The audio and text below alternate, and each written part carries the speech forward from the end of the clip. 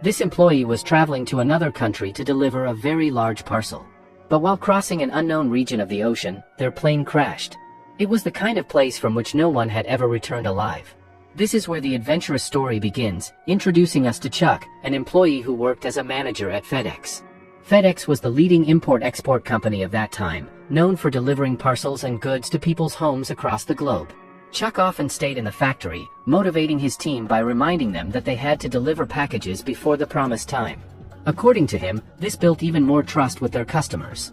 Inspired by his passion, the employees no longer treated their work as just a job but as a personal milestone. However, Chuck's intense dedication to his work wasn't always appreciated by everyone. Still, to help the company grow, work had to be done, and that was Chuck's role, traveling to different countries, inspecting FedEx branches, and encouraging the staff. We learned that Chuck had a girlfriend named Kelly.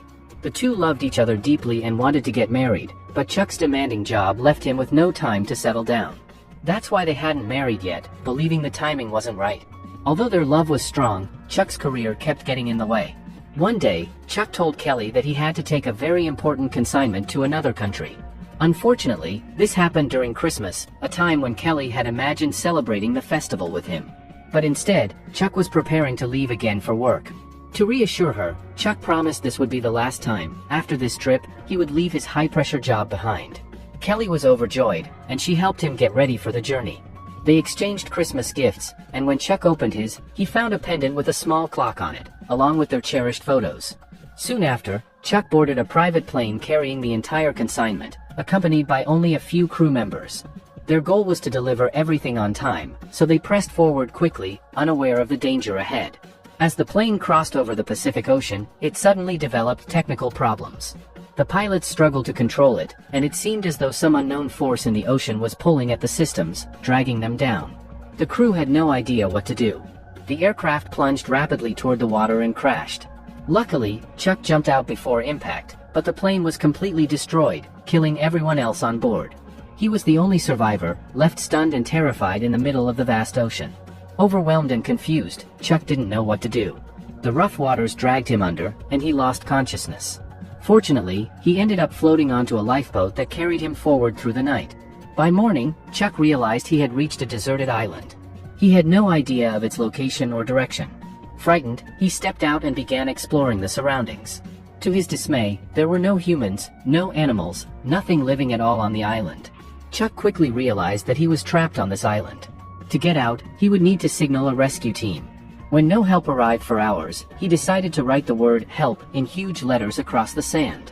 His hope was that if a rescue plane ever flew over, the crew would spot the letters and know someone was stranded there. That night, too terrified to explore the forest, unsure what kinds of animals might lurk inside, he stayed in his lifeboat and tried to sleep, waiting anxiously in the dark. By morning, when Chuck returned to check on his symbol, he discovered the tide had washed it away. Writing in sand was useless. Determined, he gathered large wooden logs and arranged them into the word "help," hoping this stronger signal might eventually save him. Even though he held on to hope, he had no idea how critical the coming days would be. While searching along the shore, Chuck came across several FedEx parcels scattered across the beach, wreckage from the crashed plane. He collected them all, but none contained food or water. By now, an entire day had passed, and he hadn't eaten or drunk anything. Suddenly, he heard a strange sound. Startled, he spun around, trying to locate the source. Was some unknown animal watching him? But then, a coconut dropped from above. Relieved, he realized the sound had come from the falling fruit. Chuck grew excited because coconuts meant he could finally quench his thirst. But there was a problem: he had no tool to crack one open. He slammed the coconut repeatedly against rocks, but its hard shell didn't break. The outer husk was thick and fibrous, usually requiring a sharp blade. Without one, the task seemed impossible. By smashing the coconut against rocks again and again, Chuck finally managed to crack it open. Water poured out, and he quickly drank it before eating the soft flesh inside. This gave him strength and hope. If he had coconuts, he could survive for many days. After countless attempts, he finally succeeded, quenching his thirst. Yet, the fear lingered. No one had come to rescue him. Days began to pass in this same way. Chuck tried to catch fish in the ocean to fill his stomach, but the sharp rocks beneath the water injured his feet. Tearing strips of cloth, he wrapped them around the wounds and pressed on. He climbed up a rocky cliff to get a better view of his surroundings. From the top, he spotted something floating in the water. Rushing down to it, he turned it over and was horrified to discover the dead body of his pilot, who had perished in the crash. Seeing this broke his spirit, but he knew that if he wanted to live, he had no choice but to keep surviving. Chuck began relying entirely on the island's natural resources. He drank coconut water, collected rainwater from plants, and attempted to catch fish from the ocean, though so far, he hadn't succeeded in catching even one. A full week passed this way. During that time, he gave the dead pilot a proper burial, taking his shoes and flashlight, which he hoped would be useful later. One night, while standing on the shore, Chuck spotted a distant ship moving across the dark ocean. Its bright lights flashed against the waves, and with renewed hope, Chuck desperately turned his flashlight on and off, trying to signal them. But the ship was far too distant, and his small beam of light went unnoticed. The ship sailed away, leaving Chuck devastated. Crushed by disappointment, he decided to take a risk. At dawn, he climbed into his lifeboat and paddled into the open sea, hoping he could reach a passing vessel. But as he pushed further out, enormous waves rose before him. The towering walls of water capsized his boat, slamming him into the rocks. His legs were badly injured, leaving him in agonizing pain. Unable to continue, he dragged himself back to shore. Searching for shelter, Chuck stumbled upon a cave, where he collapsed from exhaustion and pain. That night it rained heavily, and his flashlight battery finally died. By morning, weak and desperate, he returned to the beach. He opened the FedEx parcels he had collected earlier, praying for something useful. Most contained worthless items, except for a volleyball and a pair of ice skates. Clearly, he couldn't skate on this island, but then, he had an idea. Chuck broke off the sharp metal blade of the skate and used it as a makeshift tool to open coconuts. It worked perfectly, faster and more efficient than smashing them on rocks. For the first time, he felt a small sense of control over his survival. Using the blades from the ice skates, Chuck fashioned several sharp tools that allowed him to spear fish in the shallow waters. After many days of hunger, he finally managed to catch a few small fish. He even caught some crabs, but he knew he couldn't eat them raw, they had to be cooked. For that, he needed fire, something he had no real knowledge about. Chuck had only heard that rubbing sticks together could create fire, so he tried it himself. In practice, it was far more difficult than he imagined. Despite countless attempts, nothing worked. In a real survival situation like this, the most effective method is the bow and drill technique. For this, you take a flat piece of wood, place a dry stick vertically on top of it, and tie the stick to a bough so it can move back and forth quickly. By rolling the stick with the bow across the flat wood, friction builds up, producing heat until an ember forms. Unlike twisting by hand, the bow saves energy and generates enough friction to spark a flame. After exhausting effort, Chuck finally succeeded. He managed to create fire and cook his food. Now, with roasted crabs and cooked fish, his body received much-needed nutrition. Among the FedEx parcels, he had also found a volleyball. Lonely and starved for human interaction, he drew a face on it and named it Wilson. Over time, the ball became his only friend. The crushing isolation had begun to affect his mind, and he found comfort in talking to Wilson, sharing his thoughts as though the ball were alive. But one problem tormented him more than hunger or loneliness: his rotting tooth. A dentist had once told him to have it removed, but he never did, and now the pain was unbearable. Determined to end his suffering, Chuck placed the blade of the ice skate against his tooth, propped it in position, and struck it with a stone. With one brutal hit, several of his teeth shattered. The pain was excruciating, but at last, the infection was gone. Time passed. The story leapt forward 4 long years. By now, Chuck's appearance had completely changed. Wild, uncut hair and a thick beard gave him the look of a primitive tribesman. He had mastered survival on the island, catching fish with ease, cooking meals, and skillfully using natural resources. Yet he knew he couldn't live there forever. One day, while searching near the water, Chuck noticed something unusual drifting toward shore: a piece of steel. Studying it, he got an idea. His inflatable lifeboat was still intact, but he could never get past the giant waves surrounding the island.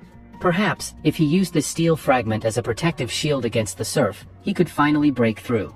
Wasting no time, Chuck began collecting large logs, determined to build a sturdy raft. Chuck knew the risk he was taking was dangerous, but he had no other choice. After hours of exhausting work, he used the inflatable lifeboat and wooden logs to construct a raft. He fixed the steel panel to its front, hoping it would slice through the crashing waves. Without delay, he pushed the raft into the water, grabbed the paddles he had made, and began rowing with all his strength. The ocean waves towered before him, slamming down onto his raft again and again. Each surge threatened to destroy everything, but the steel shield actually worked, helping him break through the surf. After years stranded on the island, this was the first time he had managed to get so far away from it. But now he faced the endless, unforgiving ocean, filled with countless dangers that could easily take his life. Still, Chuck pressed on, hour after hour. He had prepared carefully, bringing along coconuts for water, fish he had caught, and even containers of collected rainwater. But storms are inevitable at sea, and soon a violent one struck, tearing away the steel panel that had kept him safe. Exhausted, Chuck collapsed on the raft and fell asleep. During the night, tragedy struck again. His only companion, Wilson the volleyball, drifted away into the dark waters. When morning came, Chuck realized Wilson was gone. Heartbroken, he tried to swim after it, but it was too far. He returned to the raft in despair, crying uncontrollably. Wilson had been his only friend during all those lonely years, someone he could talk to, laugh with, and share his days. Losing the ball felt like losing a real person, and now, in the middle of the ocean, he wept for his imaginary friend. Days passed as Chuck drifted across the open sea. Weak, frail, and nearly broken, he no longer had the strength he once did. And then, something unexpected appeared on the horizon. Not a creature, but a massive cruise ship. Miraculously, the crew spotted him and pulled him aboard. Chuck was rescued at last. After receiving medical treatment, he was flown back to his city. But home was no longer the same. Everyone had believed Chuck died in the plane crash years ago. They had even held his funeral and moved on with their lives. His girlfriend Kelly had married someone else and now had a child. When Chuck finally saw her, she was overjoyed to find him alive, but gently told him the truth. She had a family now, and their paths had diverged forever. The truth broke Chuck's heart. Yet, he understood, this was reality, and he had no choice but to accept it. Kelly could never abandon her family and return to Chuck. With a heavy heart, Chuck said goodbye, handing her the locket that had stayed with him through all those desperate, lonely days on the island. Kelly accepted it with tears in her eyes. As they walked outside, she apologized again, saying she wished things could be different.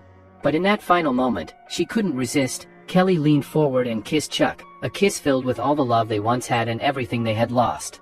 Deep down, she had always loved him. Life's circumstances had forced them apart, not their hearts. Before leaving, Kelly gave Chuck his old car, the same one filled with their memories together. As he sat behind the wheel, ready to drive away, Kelly called out his name and ran after him, embracing him tightly. Her tears and trembling voice revealed the truth. She still didn't want to let him go. For a fleeting moment, Chuck almost gave in. He even let her sit in the car beside him. But soon, he stopped. He looked at her with tired yet determined eyes and said softly, "Go back. Stay with your family. I can't let my return destroy what you've built."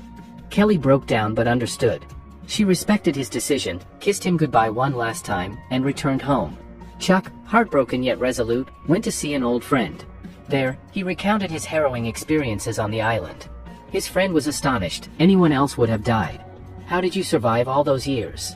Chuck explained everything. How he hunted with makeshift tools, how he learned to use the island's resources, and how every day was a battle against despair. But then his voice grew heavier. He admitted there were times he wanted to end it all, to give up on life. "The only thing that kept me alive," Chuck confessed, "was the thought of Kelly. I believed she was waiting for me. If I died, she'd be alone in this world." That hope was his anchor, his only motivation. He survived storms, starvation, and loneliness only because of his love for her. He had promised himself that if he ever returned, he would leave everything else, his work, his burdens, just to be with her. But fate was cruel. When he finally came back, Kelly had moved on. She had a husband, a family, and happiness of her own. Chuck could have torn it all apart to reclaim her, but he wasn't that kind of man. He wanted love, yes, but not at the cost of destroying someone else's life. Now, with Kelly gone, Chuck felt a crushing emptiness. She had been his reason to fight, his purpose to live. Without her, the silence felt even heavier than the island. Yet, as he sat quietly, memories of the island flooded back. His struggles, his fire, Wilson, the endless waves. They weren't just reminders of pain, they were proof that he had endured. And in those memories, Chuck found a strange comfort. Life had taken everything from him, but it had also given him something priceless, the strength to survive, and perhaps, one day, to start again. Chuck had even started talking to the ball he named Wilson, just to keep his mind from breaking under the crushing silence. Maybe his brain had invented that bond on purpose, a survival trick to give him company in the middle of nowhere. The depth of his attachment became painfully clear when, adrift in the vast ocean, Wilson was swept away. Chuck panicked, chasing after it with everything he had, but failed. The grief that consumed him was real, as if he had lost a true friend. Even when recounting it later, he admitted to his friend how much that moment broke him. Through all of it, one thing never changed: his love for Kelly. He never stopped loving her. But Chuck realized he couldn't spend the rest of his life clinging to the past. Kelly had moved on, and so must he. It was time to rebuild.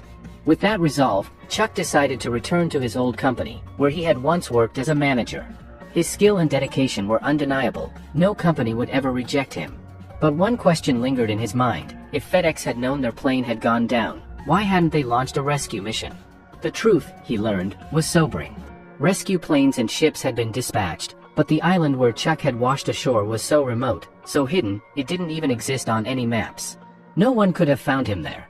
The fact that he ever escaped was nothing short of a miracle. That mysterious island could have been his eternal prison, but Chuck never stopped trying, and that perseverance is what saved his life.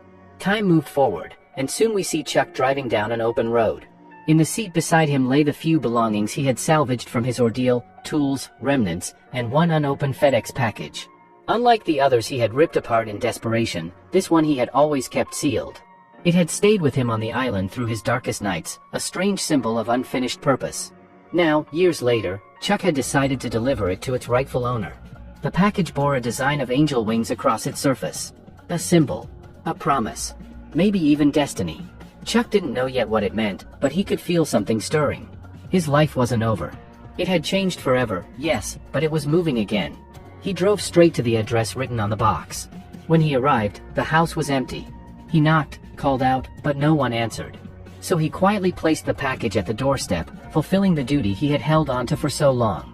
Chuck kept thinking how much he wished he could meet the owner of that package, just to tell them the truth, that their parcel had saved his life. To express that, he left a letter along with it, writing his name and a simple but powerful message: "Your package kept me alive." Since no one was home, Chuck felt a little disappointed, but he left anyway with a quiet sense of peace. His duty was fulfilled. He had returned from the edge of death, and even if his life was still uncertain, his work, his purpose, would always continue. Driving away, Chuck discovered that his car had broken down in the middle of nowhere. Confused and unable to figure out which direction to take, he stood by the road with his map, but nothing made sense. Just then, another truck pulled up. Inside was a woman. Seeing Chuck's confusion, she immediately stopped to help, giving him clear directions to reach the main highway back to the city. Grateful, Chuck thanked her as her dog barked from the passenger seat. But then, something caught his eye: the design painted on the woman's truck. Wings. The same wings that had been drawn on the very package he had just delivered. At that moment, the connection became clear. The parcel he had guarded for so long, the one he had carried through years of isolation, belonged to her. And another truth revealed itself. In the film's opening, we had seen a FedEx van delivering to her home. Back then, she had a husband, and the farm was under both their names. But now, when Chuck returned, the husband's name was gone. For reasons unknown, she was living alone. Two people. Two lives. Both marked by loss, both stranded in different ways, and both brought together by a single package. Chuck stood at a crossroads, literally and figuratively. One road led back to the city, to the life he thought he was returning to. The other led toward the woman's farm. He paused, thought for a long while, then smiled faintly as he looked toward her road. For the first time in years, Chuck knew where destiny was guiding him. And so, his story closed, not with despair, but with the possibility of a new beginning.